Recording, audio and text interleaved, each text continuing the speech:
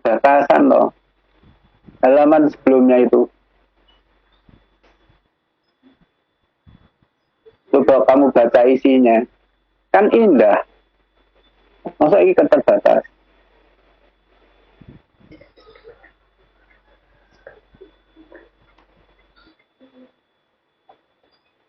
Keterbatasan penelitian itu suatu kekurangan yang dilakukan oleh peneliti. Baik itu berkaitan dengan apakah datanya, apakah sampelnya, apakah metode-metodenya, kayak gitulah sekitaran itu. Atau mungkin variabel-variabel penelitiannya gitu. Dan peneliti merasa memiliki kekurangan terkait itu dalam penelitian yang bersangkutan. Maka peneliti itu lalu jujur mengatakan kepada publik bahwa dalam penelitiannya ini ada keterbatasan terkait ini, terkait itu, terkait anu. Nah, ini kalau kita baca isinya, dan aku lemot ya tenanan, nek ngrungokke sing baca dirimu tadi, aku nggak melihat tuh tanda-tanda negatif terucapkan oleh peneliti. Berarti ini kan ucapan peneliti mestinya. Ya, Pak. Maka kayaknya kalau ini kamu namai keterbatasan penelitian nggak cocok loh. Dan keterbatasan penelitian itu letaknya di akhir. Di sono, di penutup. Jadi sesudah kesimpulan. Dan biasanya diletakkan sebelum saran. Karena nanti biasanya bisa jadi dasar untuk membuat saran bagi future research. Jadi untuk riset mendatang supaya memperbaiki kekurangan-kekurangan itu. Ngono si ini lalu pantasnya dinamai apa ini? Ini jangan-jangan relevansi dari security SBA tadi itu untuk itu tetek bengek tadi untuk meningkatkan efektivitas OPO, untuk mengoptimalkan OPO, dan untuk sumber pembiayaan itu, dan untuk mengurangi resiko malahan papat itu yang kamu tunjukkan itu. Iya, Pak. Paling enggak kan untuk mengoptimalkan struktur aset dan sumber pembiayaan serta mengurangi resiko gitu. Nah ini relevansi dari SBA untuk tujuan itu tuh, untuk beberapa hal ini tuh. Itu ya, ini jangan dinamai keterbatasan penelitian ya. Iya, Pak.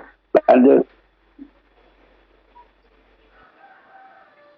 Selanjutnya, methodological base of bank asset securitization.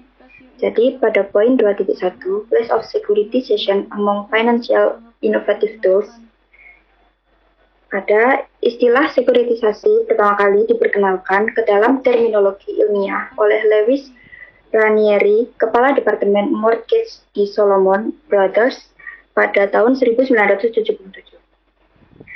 Dalam paper ini terdapat beberapa definisi sekuritisasi.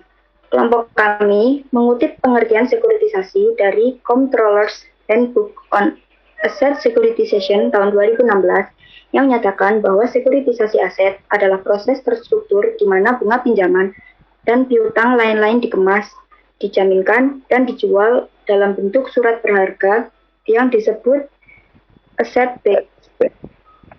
Pada paper ini, peneliti menyimpulkan bahwa sekuritisasi aset dapat dianggap sebagai proses dan sebagai sumber pendanaan.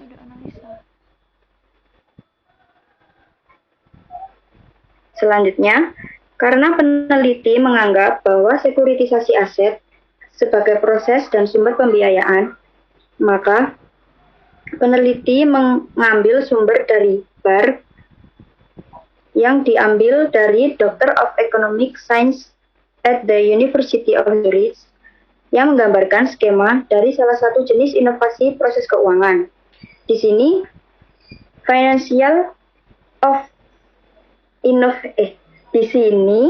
financial innovation terdiri dari dua proses yang dapat dilakukan. Yang pertama, ada innovation of financial product and instrument. yang implementasinya dilakukan menggunakan 3 model, yaitu Instrument of Financial, Instrument of Hedging, dan Special Financial Service. Yang kedua ada Innovation of Financial Process, yang diimplementasikan menggunakan 2 model, yaitu Innovation Resulting from Technology Improvement dan Innovation in the Ways of Financing and Execution. Nah, SBA itu pusing. Iya, Pak, sebentar. SBA tadi sing masuk yang mana? Itu kan judulnya kan gambar 1, list of securitization among financial institution, di antara gitu loh. Berarti dia sekuritisasi itu terletak di satu tempat di antara financial innovation lainnya gitu. Tinggi. Financing and Execution, Pak. Yang ini, yang terakhir. Neng kono. Iya. Iku securitization itu ya. Iya. Iku securitization, asset securitization.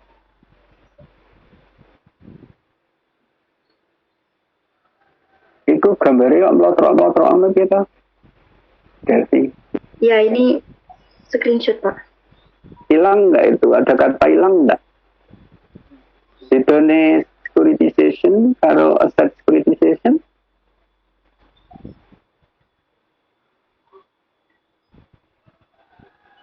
Enggak, Pak. Dari sananya kayak gini. Ini. Nah, iki sing iki apa sing iki? Yang diteliti olehnya.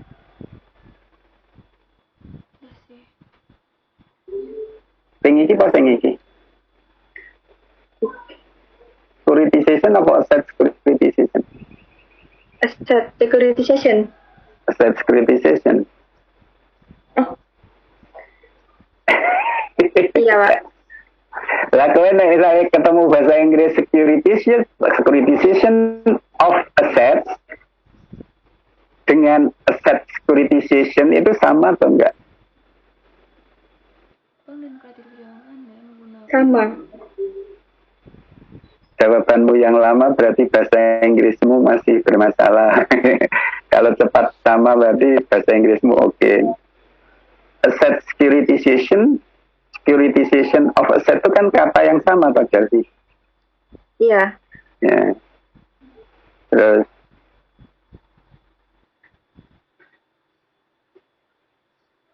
Selanjutnya akan dilanjutkan oleh teman saya.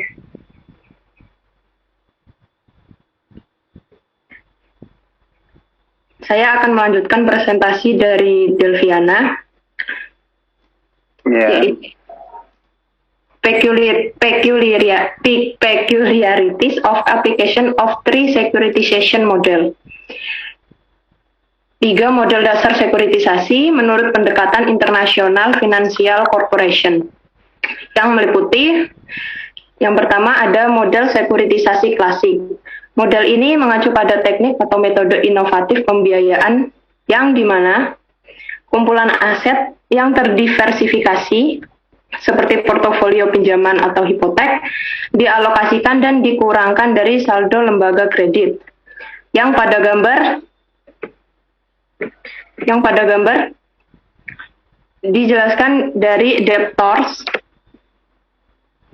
mengalokasikan uangnya ke originator atau servicer.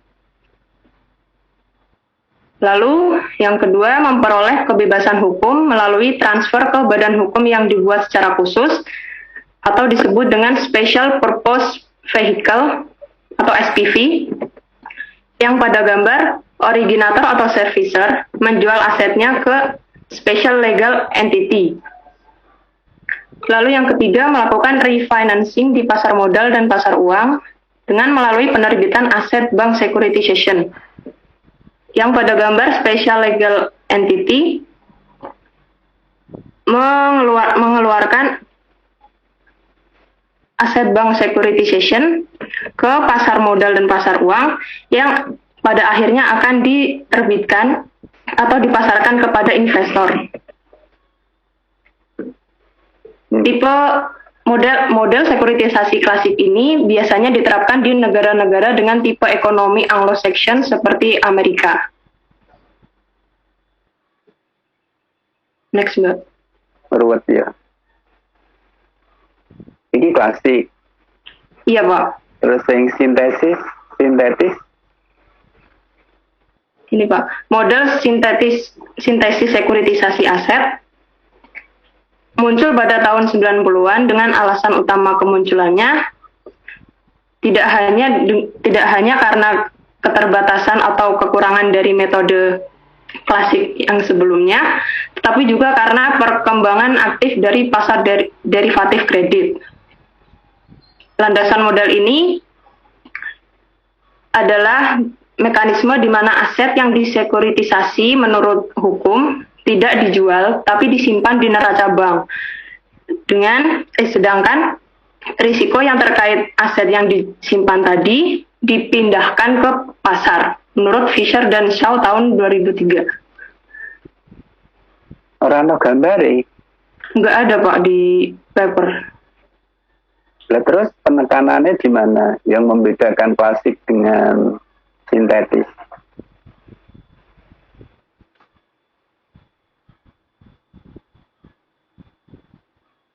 Kalau di sini, kalau metode sintetis itu upgrade dari model klasik yang tadi, Pak. Di upgrade apanya?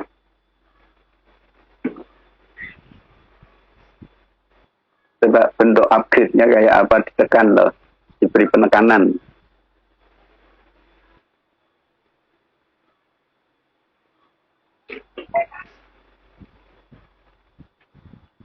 Upgrade-nya kayak apa?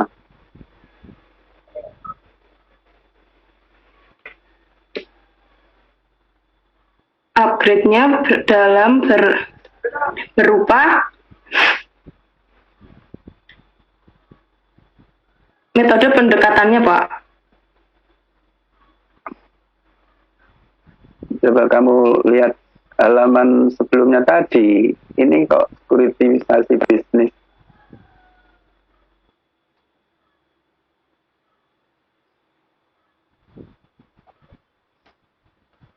Yang dimaksud di upgrade di mana?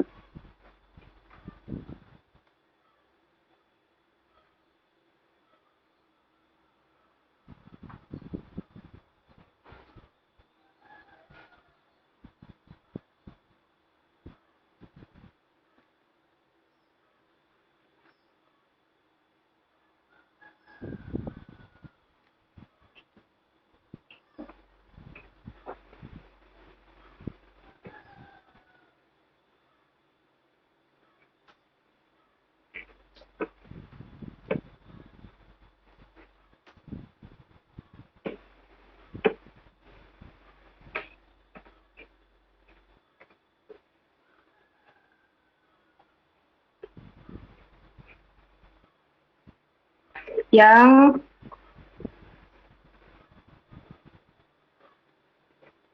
ini, Pak, aset yang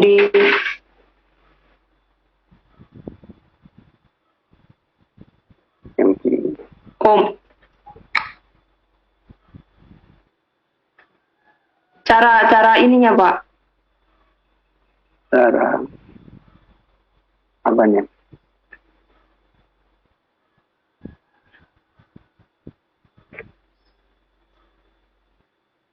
Cara atau modelnya, Pak, untuk menganalisisnya.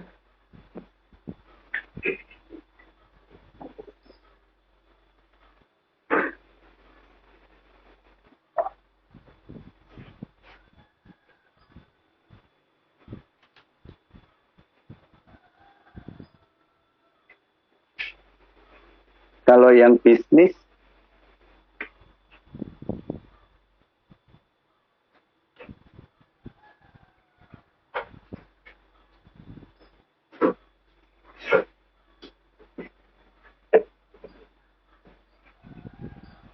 bisnis apa corporate toh?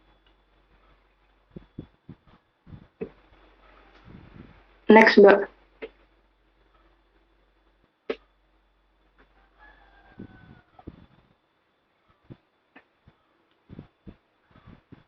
Kalau sekuritisasi bisnis,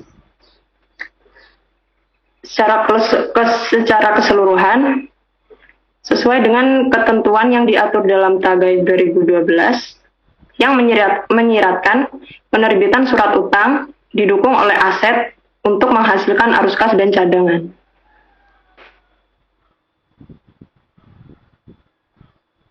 Nanti kalau penjelasannya begitu itu berarti kamu belum paham perbedaannya loh.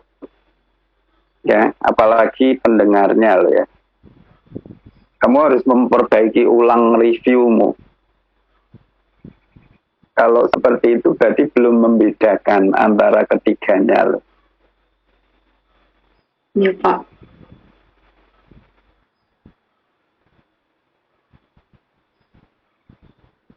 Ini lanjut, Pak. Ya. Selanjutnya, efficiency of the use of the model of SBA. Model SBA merupakan cara mengumpulkan dana oleh bank melalui penerbitan surat berharga dengan didukung oleh kombinasi dari aset perbankan dan arus kas, serta penghapusan sebagian atau seluruh aset tertentu dari saldo bank pemrakarsa.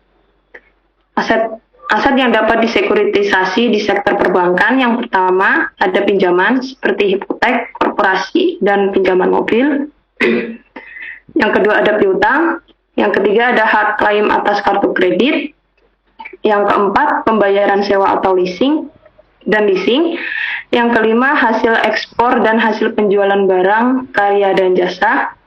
Dan arus kas proyeksi lainnya.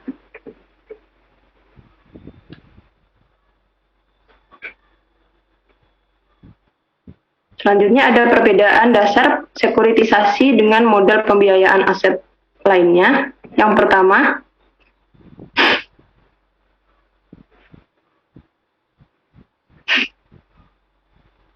adalah pemindah tanganan harta kekayaan dari saldo pemrakarsa. Hal ini dapat memisahkan risiko ekonomi organisasi dengan risiko aset untuk mencapai penghematan substansial pada ekuitas. Yang kedua, penggunaan instrumen keuangan dan ketersediaan jaminan untuk penerbitan instrumen sekuritisasi. Yang ketiga, ada aliran pembayaran masuk dan keluar.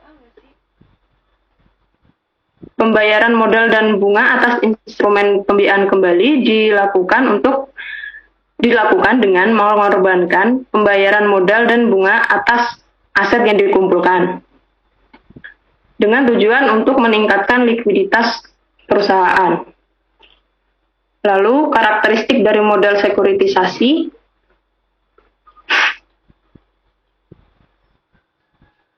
Yang pertama, proses sekuritisasi disertai dengan penerbitan dan penempatan surat berharga.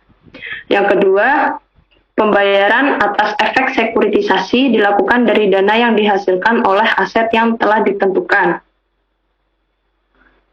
Yang ketiga, ada korelasi langsung antara surat berharga yang diterbitkan selama sekuritisasi dan aset yang terlibat dalam proses penerbitan tersebut.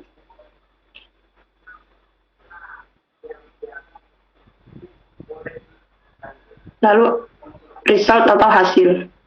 Dalam paper ini, peneliti menyimpulkan bahwa sekuritisasi adalah sumber pembiayaan yang inovatif dan dapat digunakan untuk proyek-proyek inovatif dengan menggunakan ketiga model sekuritisasi tersebut. Mekanisme untuk menjalankan model SBA antara lain penciptaan basis sumber daya jangka panjang untuk tujuan pinjaman investasi. Yang kedua, regulasi dan pengelolaan portofolio kredit yang tepat waktu melalui penjualan pinjaman yang disekuritisasi. Yang ketiga, menjaga likuiditas dengan pembatasan sumber pembiayaan dan refinancing lainnya. Yang keempat, optimalisasi portofolio bank dengan melalui pengelolaan aset dan kewajiban bank. Yang kelima, redistribusi, eliminasi, dan lindung nilai atau hedging terhadap risiko bank, termasuk melalui derivatif kredit atau instrumen keuangan derivatif lainnya. Yang keenam, kepatuhan terhadap standar dan norma profitabilitas dan kecukupan modal, mengingat penjualan aset yang disekuritisasi meningkatkan tingkat kecukupan modal dengan mempertimbangkan tingkat risiko.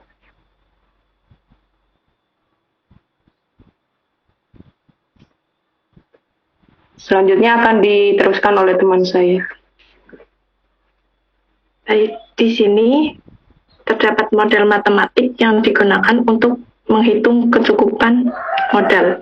Jadi indikator kecukupan modal digambarkan dengan dilambangkan dengan HI yang dihitung dengan cara membagi modal dengan seluruh jumlah aset yang tertimbang, ditambahkan market risk, ditambahkan operational risk, dan ditambahkan risiko off balance sheet. Nah, berdasarkan model matematik tersebut, maka nantinya akan menunjukkan bahwa seluruh aset yang tertimbang memiliki pengaruh modal yang ada.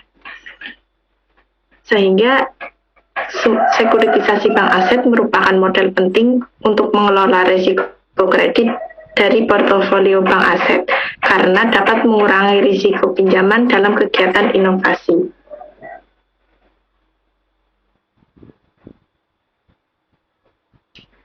Pada bab 4 akan membahas discussion, yaitu yang pertama bahwa sekuritisasi memberikan manfaat yang berbeda sesuai dengan pihak yang menggunakan, yaitu sesuai dengan karakteristik esensial mereka.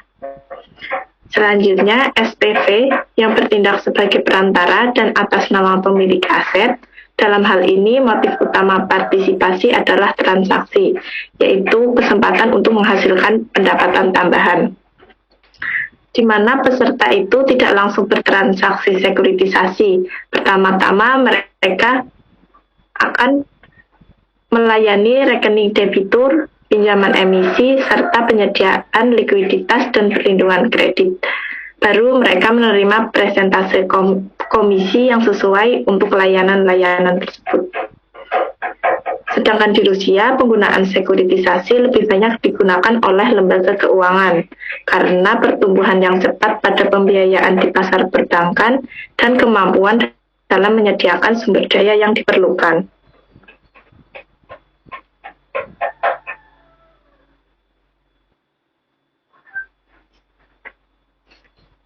Model sekuritisasi ini digunakan untuk mendiversifikasi sumber pembiayaan aset dan memperoleh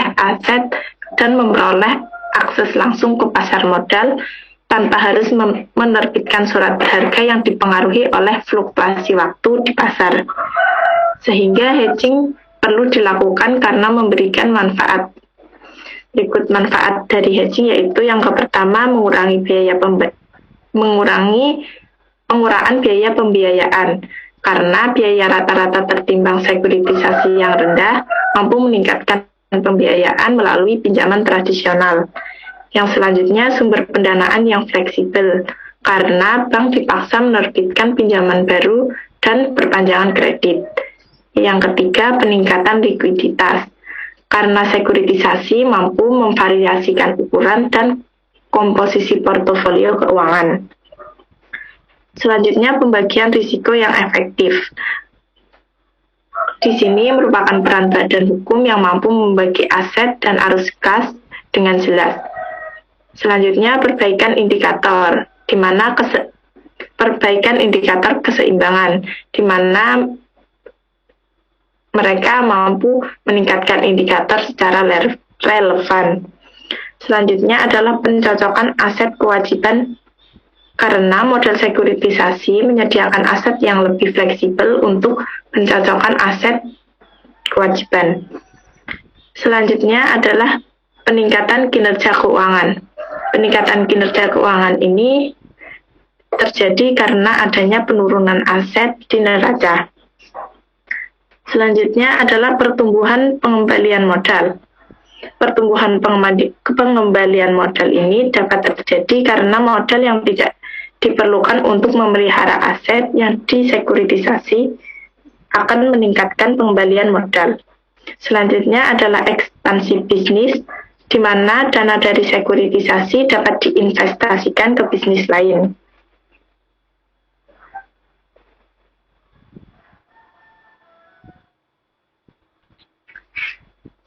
Selanjutnya, sekuritisasi ini penting untuk investor karena dengan produk yang disekuritisasi akan memberikan inovasi, sehingga hasilnya dapat diprediksi dan mampu menghindarkan dari resiko.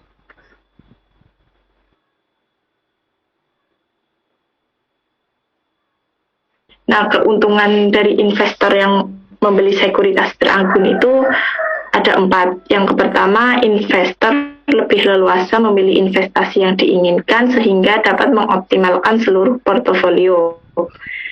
Yang kedua, sekuritisasi bank aset kurang rentan terhadap fluktuasi harga dibanding dengan obligasi korporasi. Yang ketiga, sekuritisasi bank aset memberikan imbal hasil yang tinggi. Dan yang keempat, resiko sekuritisasi bank aset tidak dapat diturunkan tingkatnya oleh pinjaman tunggal. Nah, pada gambar yang ada di slide tersebut merupakan gambar dari gambar sumber pembiayaan sesuai dengan siklus hidup dan implementasinya. Yaitu di mana ketika perusahaan pada masih berada di posisi seed atau masih akan berdiri, cash flow itu berasal dari tabungan pribadi, hibah, sekolah gadai, ataupun investor. Pada saat ini cash flow masih berada di bawah 0 atau minus sehingga digambarkan dengan garis merah.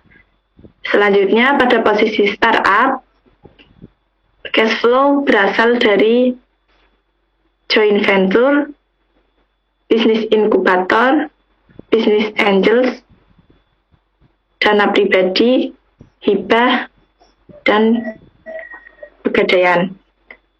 Pada posisi startup ini, perusahaan juga masih berada di posisi cash flow-nya masih berada di bawah 0 atau masih minus. Selanjutnya pada tahap early stage itu cash flow berasal dari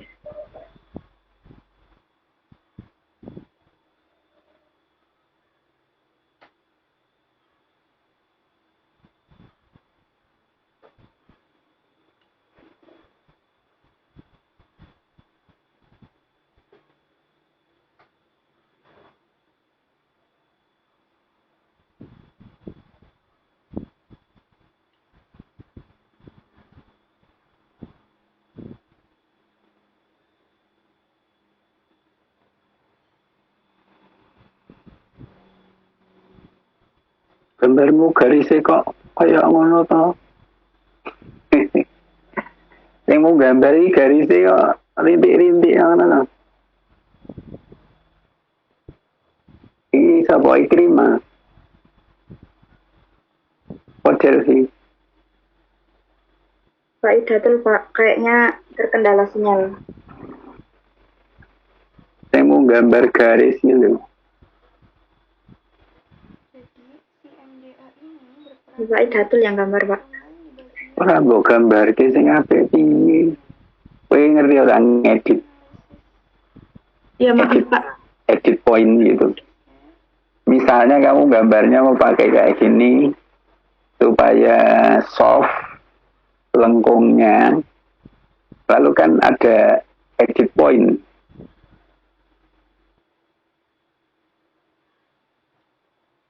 Di apa? Faridatul, Faridatul atau Faridatul.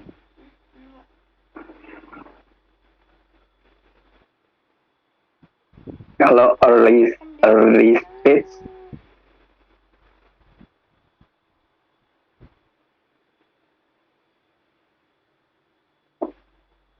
Ini menunjukkan apa toh? Cash flow.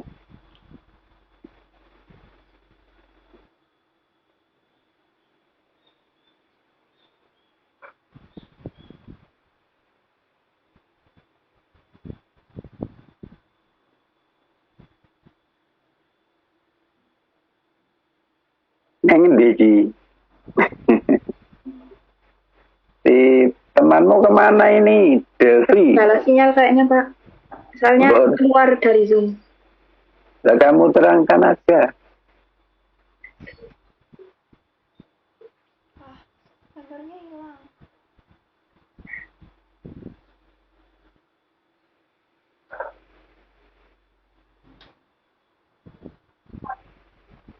Coba kamu jelasin.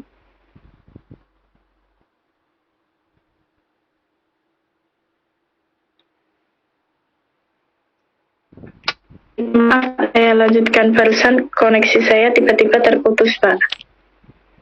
Kamu kayak sama temanmu kayaknya kayak orang berbagi kue. Nganu ya. Aku yakin Delviana itu nggak iso naik konterang kayak gue. Buktinya nggak ambil loh. Temannya kena masalah. Sama halnya juga yang lain nggak mungkin menguasai yang lainnya juga. Berarti kalian satu paper tidak dikuasai total. Itu cara bekerja sama yang tidak baik. Itu sama juga nggak ngerti. Masa orang mau tahu begitu saja buntutnya tanpa membaca pengantarnya, nggak mungkin. Masa orang mau tahu tengah-tengahnya tanpa membaca pengantar dan penutup, nggak mungkin. Masa orang cuma mau baca depannya tok lalu nggak pengen tahu ujung akhirnya kayak apa, ya nggak ngerti akhirnya kayak apa. Jadi kalau cara mulai kayak motong-motong kue dibagi 3 kayak gitu, jan-jane ya podo ora ngerti nih. Kalau mestinya itu diskusi dulu, lengkap baru dibagi. Ini isinya apa ya dari depan belakang baru. Yaudah besok presentasinya siapa yang pertama, lalu kedua, lalu ketiga, baru gitu. Orang dibagi dulu, lalu baru masing-masing membaca sendiri-sendiri ya nanti nggak nyambung loh satu dengan dua. Coba lanjutin gambarmu yang keriting itu. Paling satu. Ya, sebelumnya mohon maaf Pak kalau gambarnya jelek. Soalnya kalau membuat gambarnya nggak tahu biar nggak keriting juga gimana Pak. Kemarin sudah dicoba bareng. Ada edit point.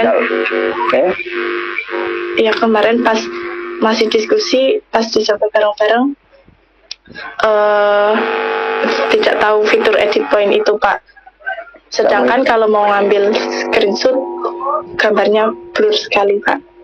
Kamu itu kalau mau gambar kayak gitu tanganmu nggak boleh gemetar dan kamu itu hanya berhenti sekian titik gitu. Kalau gambarnya kayak itu kamu harus cepat gambarnya. Misalnya turun dulu. Ini paling boleh ngeklik di sini terus kayak punyamu ini ya, ngeklik di sini 1, lalu 2, 3, 4. Tapi agak cepat gitu. Tapi kalau kamu lama tunuk kayak gitu ya keriting. Dan nanti maka akan muncul beberapa titik itu kalau diedit. Kalau diedit point nanti titiknya gerombolan itu kalau punyamu itu.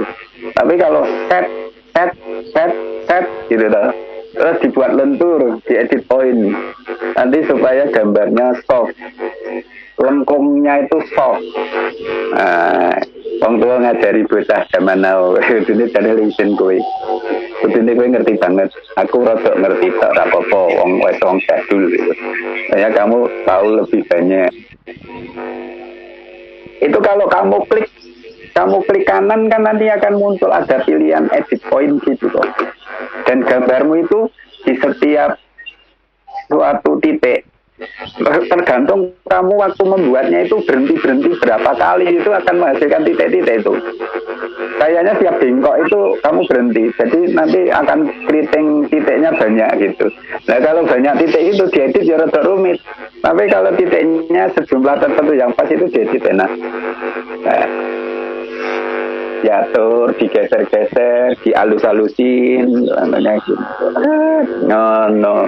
Nanti kalau mau buat karya tulis, gambarnya kayak ngono, hidupnya pasional, ini kakaan kayak kue terus saite kue nesu, nek dia pasional, tersinggung, keloro-loro, pulang nangis.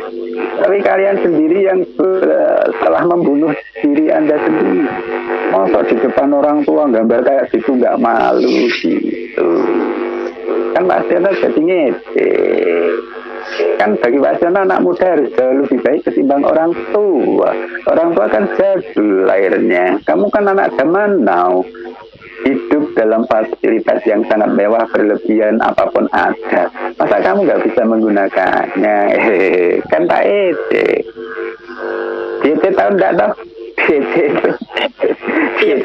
Ede. Neng Pak Asir neng ede ro guyu-guyu dadi ra ketara. Ini ora toko ro tengengesan iki ngono. Iku cara pasien nang ede kan ngono benda ketara. Generasi biar tidak keloro-loro, tidak membuat sakit. Keloro-loro itu sakit hati. Keloro-loro itu menjadi kamu kayak merasa gimana? Variatul, Iya, Pak. yaitu tadi kalau mau bikin kamu pegang mouse-nya yang hati-hati dan tenang, lalu buatlah gambar jelek dulu nggak apa-apa lengkungnya itu, tapi jangan sampai berkali-kali kayak patah-patah itu loh. Kan itu sebenarnya kan bisa diklik gitu, jalan agak turun. Oh iya Pak. Maju lagi klik, tapi klikmu itu sejumlah tertentu saja. Maka nanti setelah berhenti tab gitu, kamu klik kanan, nanti akan ada pilihan edit point gitu. Nah, edit point tadi itu bisa kamu gunakan untuk merapikan, meluaskan, mensemutkan gambarmu itu.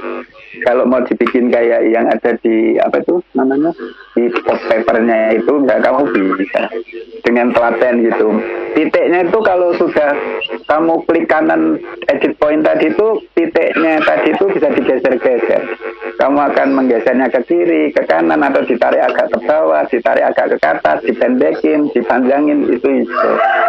Sehingga nanti bisa agak-agak seperti yang kita harapkan. Memang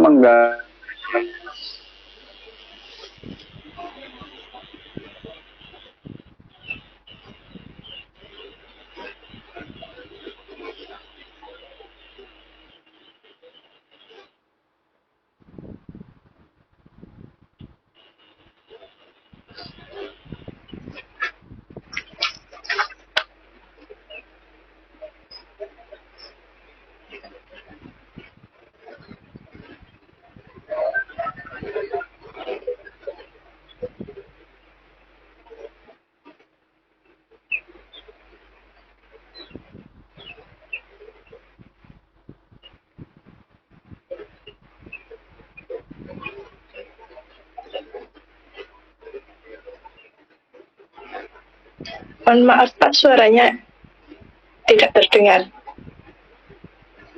Ini ada kendala jaringan deh. Oh, dari Pak Setianonya. Iya. Terima kasih.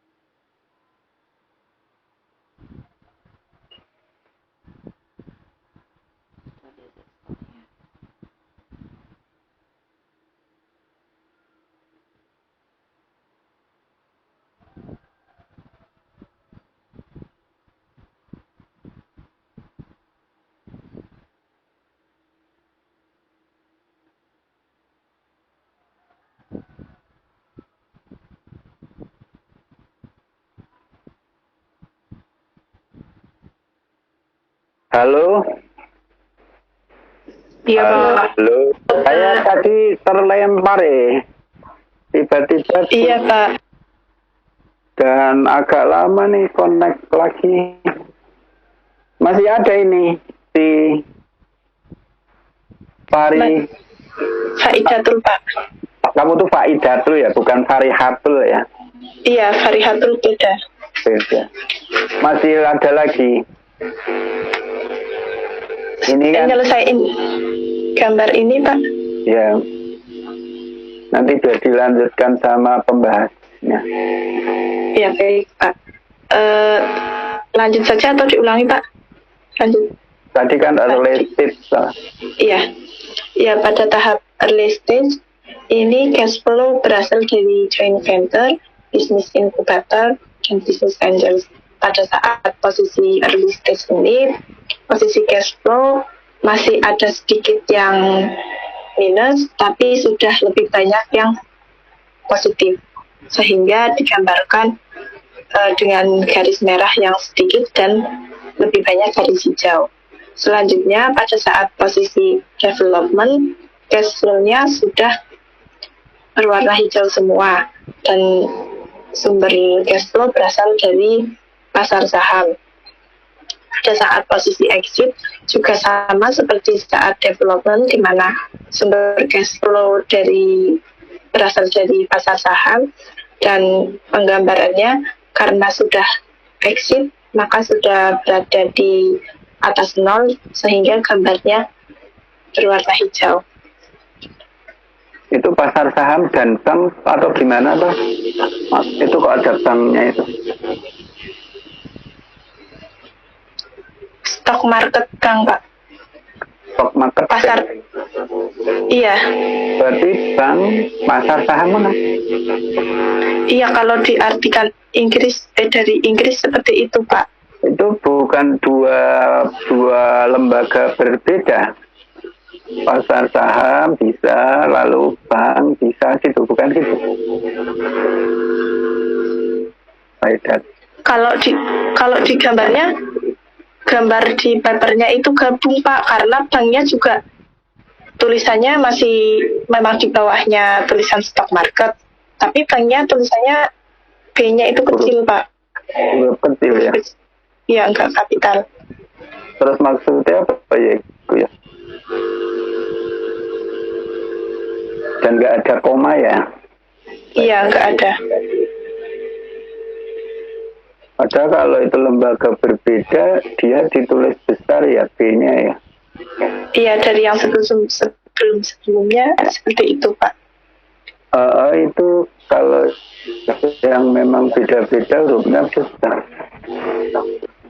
Tapi kok aku kok orang ngerti ya tentang stock market bank itu apa ya? Itu marketnya jamak ya, Faidatul, pakai S ya? Iya, iya pakai S semua. Ya? Iya, Pak. Berarti kan bukan satu kata jadian dong, berarti antara stock market dan bank berarti bukan satu kata ya. Nanti bahasa Indonesianya apa kalau stock market bank itu kan di Indonesia kan raiso.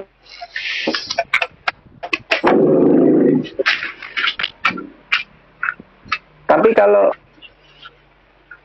tanpa marketnya, tanpa S, nanti juga apa ya? Bank berpasar saham itu. Aku bingung. Saya tadi rileks loh melihat itu karena di otakku berpikir, oh ini itu.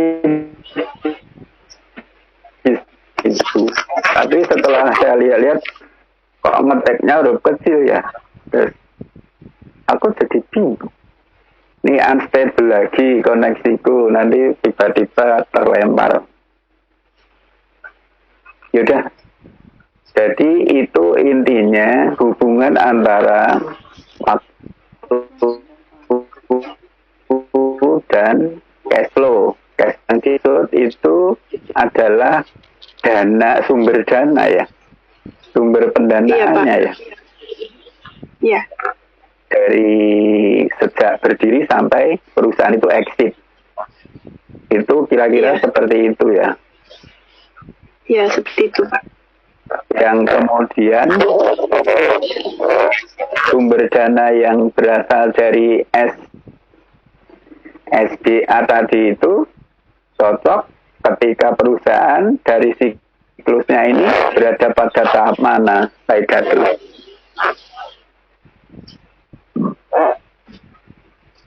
Katanya tadi SDA itu kan bisa untuk sumber pendanaan toh, source of financing gitu toh. Lah, berkaitan dengan tahapan-tahapan dalam siklus bisnis ini atau siklus perusahaan ini, SDA itu cocoknya digunakan untuk perusahaan yang dalam tahapan apa?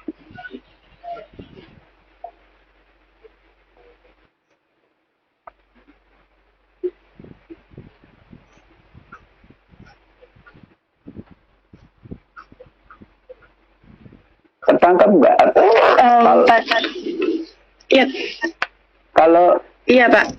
Kalau ini kan gambar ini tentang sumber pendanaan pada tahap-tahap siklus hidup implementasi proyek inovatif. Iya, Berarti pada tahap development, Pak. Development. Iya. Karena pada tahap ini sekuritisasi bank aset itu dapat memperoleh sumber dari stock market bank tersebut, Pak. Itu ya. Iya. Coba pembahas mau menyampaikan tambahan apa?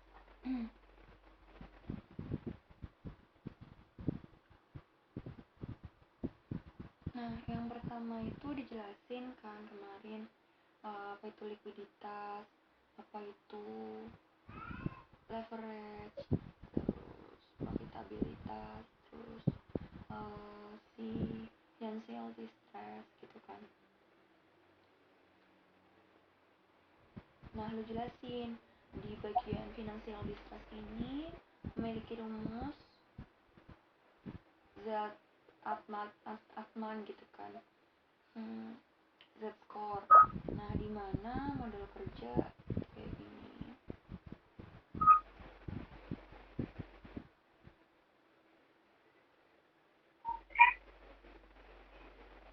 Terus baru variabel lain. Pak Datul bedane SBA karo ABS ya apa?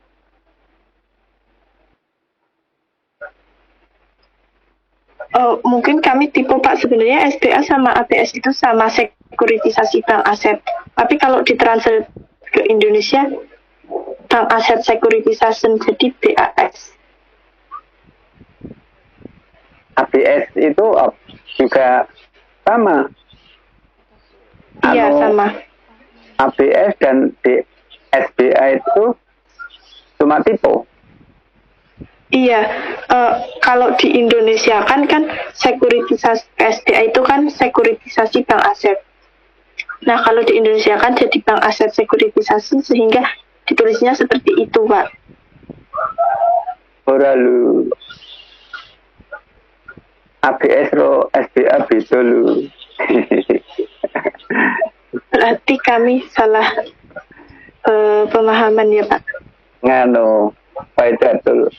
ABS itu Asset Backed Securities. Tetapi maknanya sama, karena kan sekuritisasi tadi itu kan jadinya asset backed gitu toh. Iya, Pak. Ini itu kemudian diterbitkan sekuritisasi namanya asset backed gitu toh. Lengkapnya asset backed security atau securities, singkatannya ABS. Tapi kalau securitization of bank assets itu SBA. Tapi sesungguhnya kan podo wae bahwa keduanya ya sekuritisasi gitu aja. Cuman ABS itu kepanjangan dari Asset Backed Securities. Kalau SBA, Securitization of Bank Asset. Tadi ketika si Delviana kayak yang menyebut Asset. Mau minum saya. Mana ini suaranya pembahas? Nggak ada. Ya Pak. Ya Pak. Tadi si siapa menerangkan tentang sekuritisasi yang sintesis tadi, itu kata kuncinya karena sering ada negara yang mungkin melarang gitu ya. Contohnya tadi gimana di Eropa gitu, aset kelas sekuritisasi klasik tadi, maka kemudian kan di upgrade-nya itu karena seringkali ada kredit derivatif kredit. Jadi derivatif yang digunakan untuk memproteksi kredit. Maka lalu muncullah sekuritisasi sintesis itu yang bentuk-bentuknya antara lain seperti swap tadi ya, beberapa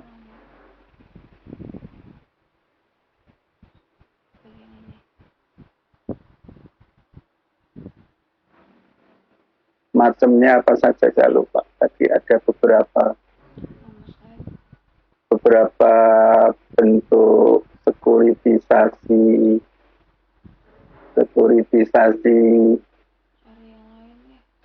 sintesis. Misalnya ini kayak kredit note, kredit default swap for total return dan lain-lain. Yang sintesis. Kalau yang corporate itu, kalau yang disekuritisasi itu bisnis keseluruhannya. Jadi langsung kayak gini aja. Mengenai model klasik sintesis dan corporate. Kalau yang klasik tadi, beberapa yang bisa disekuritisasi itu tadi yang diterangkan oleh si Delviana.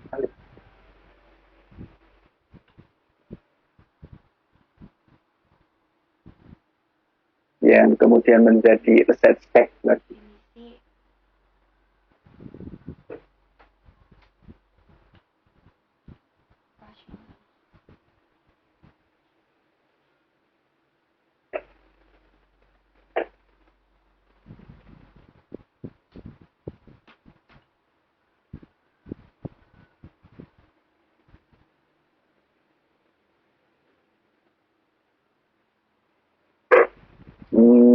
Ini si Faidatul sebenarnya di depan juga sudah ada kata itu asset backed securities atau ABS.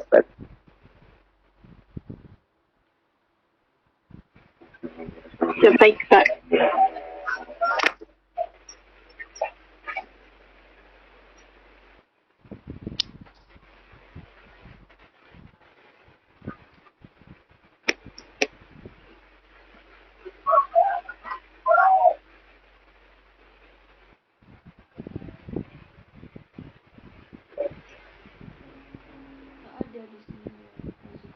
Pembahas nggak ada.